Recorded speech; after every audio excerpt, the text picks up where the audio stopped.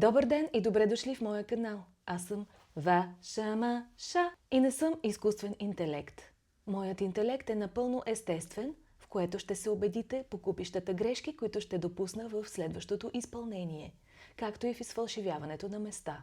Ако това, което чуете, ви хареса, не пропускайте да се абонирате за моя канал. Пожелавам ви приятно слушане. Малкото момиче, дето носеше гердана и обувките с високи топчета на мама, порасна и стана прекрасна млада жена.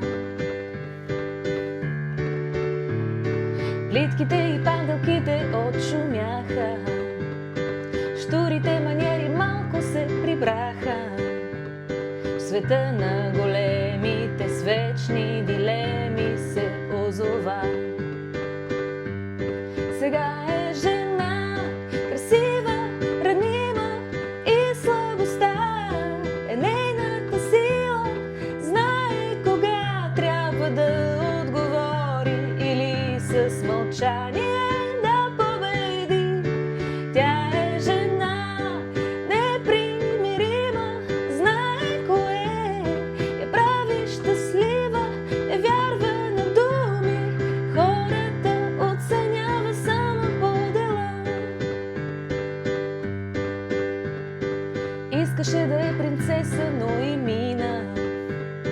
Хвърли и идеята за балерина. По трудни пътеки пое да открие коя е.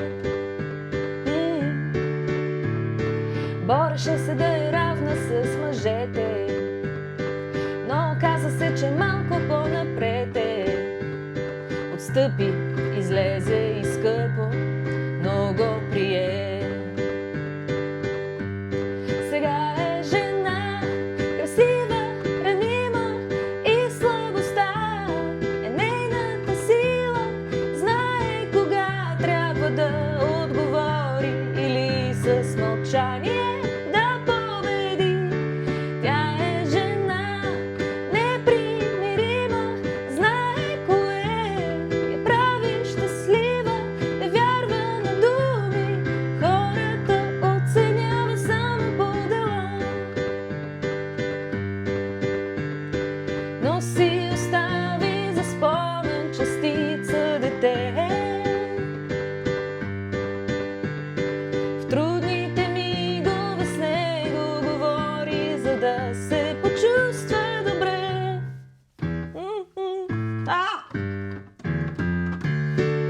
Ето я грешката. Не, хубаво ще го хванем където трябва. Но си остави за спомен частица дете. В трудните мигове с него говори, за да се почувства добре. Сега е жена, красива, ранима и слабостта е нейната сила. Знае кога трябва да отговори или с мълчание да победи. Тя е жена. Не.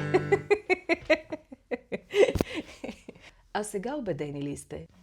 Тя е жена, непримирима, знае кое я прави щастлива. Както и да е, вече разбрахте за какво става въпрос. Чао! Ваша Маша.